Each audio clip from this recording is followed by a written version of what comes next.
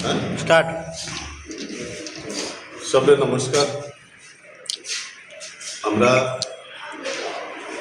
আপনারা সবাই অবগত আছেন যে আমাদের গোটা ভারতবর্ষে 5টা রাজ্য এবং আমাদের এই ত্রিপুরা রাজ্যের ধর্মনগরে উপনির্বাচন অনুষ্ঠিত হয়েছে। 5টা রাজ্যের মধ্যে আমরা 3টা রাজ্যে মানুষের আশীর্বাদ নিয়ে আমাদের ভারতীয় জনতা পার্টি সরকার প্রতিষ্ঠিত হয়েছে। পাশাপাশি আমরা ধর্মনগর উপনির্বাচনে সব রেকর্ড ভেঙে দিয়ে আমাদের ভারতীয় জনতা পার্টির মনোনীত প্রার্থী শ্রদ্ধেয় জওহর চক্রবর্তীকে দুহাত করে ধর্মনগরের মানুষ আশীর্বাদ করেছে এবং রেকর্ড সংখ্যক ভোটের ব্যবধানে বিরোধীদের জামানত জব্দ করে আমাদের প্রার্থী জয়লাভ করেছে। তো সেই উদ্দেশ্যে আমরা আজকে আপনাদেরকে জেলা কার্যালয়ে আহ্বান করেছি। আমাদের সাথে উপস্থিত আছেন আমাদের এই ধর্মনগর উপনির্বাচনের ভারতীয় জনতা পার্টির মনোনীত প্রার্থী ছিলেন বর্তমানে বিধায়ক শ্রদ্ধেয় জওহর চক্রবর্তী মহাশয়। আমাদের সাথে উপস্থিত আছেন আমাদের এই ধর্মনগরের অত্যন্ত দক্ষ সংগঠক এবং জনপ্রিয় মণ্ডল সভাপতি তরুণ তুর্কি শ্যামলনাথ মহাশয়, উনিও আমাদের মধ্যে উপস্থিত আছেন। তো আমরা ইতিমধ্যে এই ধর্মনগরে কিছু বিরোধী অতি উৎসাহী গেরুয়া আবির মেখে আমাদের দলকে এবং আমাদের বিধায়ককে বদনাম রটানোর জন্য কিছু অপ্রীতিকর ঘটনার সাথে যুক্ত হচ্ছেন। তো আমরা ভাজপা পরিবার, আমরা দীনদয়াল উপাধ্যায়ের একাত্ম মানববাদকে পাথেয় করে কাজ করি। আমরা সেবাই সংগঠন এবং সমাজের অন্তিম যুগের ডেভেলপমেন্টের মাধ্যমে আমরা সমাজ সংস্কার করতে চাই।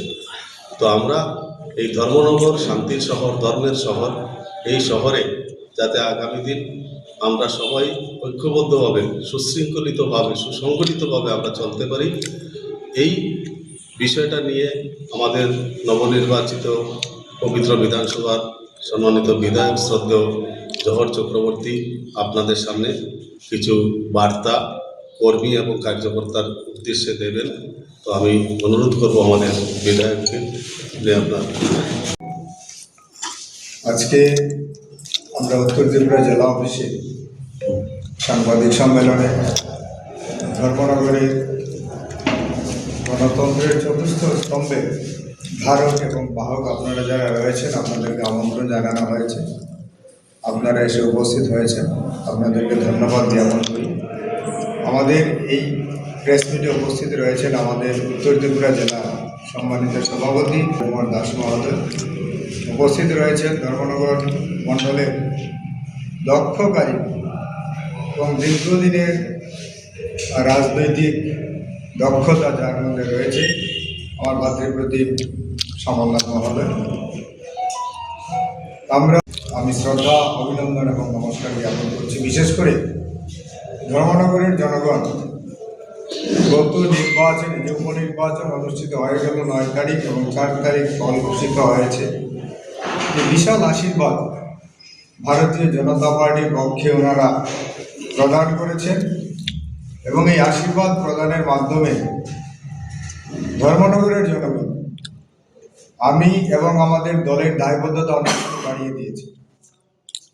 আমরা সবাই ভারতীয় জনতা পার্টির সৈনিক হিসাবে আমরা সবাই কাজ করব এবং ধর্মনগর শান্তির শহর, ধর্মনগর সাংস্কৃতিক শহর, ধর্মনগর ত্রিপুরা রাজ্যের দ্বিতীয় বৃহত্তম শহর, উন্নত শহর, এই শহরকে আরও সুন্দর, নির্মল এবং সুশৃঙ্খল করার দায়িত্ব যেভাবে জনগণ ভোটের মাধ্যমে প্রমাণ করে দিয়েছেন যে আমরা ভাজপা পরিবার, আমরা সবকা সাথ সবকা বিকাশের লক্ষ্যে আমরা কাজ করে থাকি এবং আমরা দল এবং বিধায়ক সরকার আমরা সবাই প্রতিশ্রুতি ধর্মনগরে শান্তি শৃঙ্খলা বজায় রেখে ধর্মনগরকে আমরা উন্নত শহরে আমরা রূপান্তরিত করতে চাই।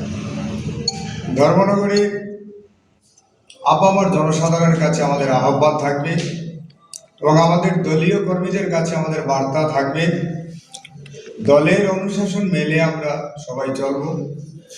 দলের সঙ্গে আলাপ আলোচনা ছাড়া এবং বিধায়কের সঙ্গে যোগাযোগ ছাড়া কিছু কিছু অতি উৎসাহী লোক আমরা লক্ষ্য করছি বিভিন্ন জায়গায় বিভিন্ন সময় ধর্মনগরের শান্তি শৃঙ্খলা এবং দলের ঐতিহ্য যাতে নষ্ট না হয় সেই দিকে যাতে কেউ কোনো কাজ না করে আমরা অনুরোধ রাখছি সবার কাছে। কারণ আমরা একটা শৃঙ্খলিত দল করি, শৃঙ্খলিত দলের কার্যকর্তা আমরা সবাই দলের নির্দেশ মেনে কাজ করব। যে জায়গায় কোনো রকম যদি অসুবিধা দেখা দেয় অবশ্যই আমাদের দলীয় কার্যকর্তারা, মণ্ডল সভাপতি রয়েছেন, জেলা সভাপতি রয়েছেন, আমি এমএলএ হিসাবে রয়েছি এখানে, আমাদের সঙ্গে যোগাযোগ করে আপনারা কাজ করবেন ধর্মনগরের উন্নয়নের স্বার্থে, ধর্মনগরের শান্তি শৃঙ্খলা রক্ষার স্বার্থে আপনারা কাজ করবেন। কেউ নিজস্ব মত নিয়ে নিজস্ব অভিমত নিয়ে কেউ কাজ করবেন না। যদি কেউ নিজের ব্যক্তিগতভাবে কোনো কাজ করেন তাহলে কিন্তু দল তার জন্য দায়ী থাকবে না এবং এমএলএর সেখানে কোনো সহযোগিতা থেকে আপনারা বিরত থাকবেন। কাজেই আমরা ধর্মনগর রেজাল্ট বেরিয়েছে 4 তারিখ, আজকে 2 দিন হয়েছে। আমরা নির্বাচনের আগে যেভাবে খুব সুন্দর সুশৃঙ্খলভাবে নির্বাচন অনুষ্ঠিত হয়েছে, কোনো অপ্রীতিকর ঘটনা ঘটেনি, কোথাও কোনো সমস্যা দেখা দেয়নি। এত সুন্দর একটা নির্বাচন আমাদের দলীয় কার্যকর্তারা নির্বাহিত করেছেন এবং ধর্মনগরের আপামর জনগণ সহায়তা করেছেন। তার জন্য আমি আবারও আমাদের দলীয় কার্যকর্তা সহ ধর্মনগরবাসী সবাইকে আবারও আমার নমস্কার জ্ঞাপন করছি এবং বড়রা যারা রয়েছেন, অভিভাবকরা যারা রয়েছেন, নমস্য ব্যক্তিরা যারা রয়েছেন ওনাদের আমি প্রণাম নিবেদন করছি। কাজেই আশা থাকবে আগামী দিনগুলো আমাদের দলীয় কার্যকর্তা সহ সবাই মিলে আমরা ধর্মনগরকে সুশৃঙ্খল ধর্মনগর হিসাবে সাধারণ মানুষের সামনে এবং ত্রিপুরাবাসীর সামনে আমরা তুলে ধরব। ধর্মনগরের উন্নয়নের জন্য আমরা আমাদের দলীয় নেতৃত্বরা যারা রয়েছেন, আমার সঙ্গে জেলা সভাপতি রয়েছেন, মণ্ডল সভাপতি রয়েছেন, আমাদের অন্যান্য দলীয় নেতৃত্বরা রয়েছেন, সবার সঙ্গে আলোচনা ক্রমে আজকে জনগণ ভোট দিয়ে আমাকে এমএলএ হিসাবে নির্বাচিত করেছে। এই কারণ একটা সদ্য একটা স্বামী মারা গেছে, হ্যাঁ, সে কোথা থেকে স্বাভাবিক জীবনে রয়েছে, স্বাভাবিক জীবনে তো নেই, তার কথা চলা বলা এগুলো স্বাভাবিক নয়। হ্যাঁ, কাজে এগুলো ধরলে চলবে না। যখন স্বাভাবিক হবে তখন সবই স্বাভাবিক হয়ে যাবে, এটা শুধু সময়ের হবে। ওই দিনের ঘটনায় কে কে জড়িত আছে আপনার কাছে কোনো নাম এসেছে কারণ? মামলা করা হয়েছে, নাম আছে, আপনারা দেখতে পাবেন, থানার এফআইআর কপি রয়েছে, দায়বদ্ধতা রয়েছে এবং ধর্মনগরবাসীর প্রতি দায়বদ্ধতা রয়েছে। কাজেই দলীয় নির্দেশ মেনে, দলের অনুশাসন মেনে আমি কাজ করব এবং আপনারা প্রেস মিডিয়ার ভাইরা যারা রয়েছেন আপনাদের কাছেও আমাদের অনুরোধ থাকবে, আমার অনুরোধ থাকবে আপনারাও ধর্মনগরের উন্নয়নের ক্ষেত্রে, ধর্মনগরের শান্তি শৃঙ্খলা বজায় রাখার ক্ষেত্রে আপনারা আমাদের সহযোগিতা করবেন।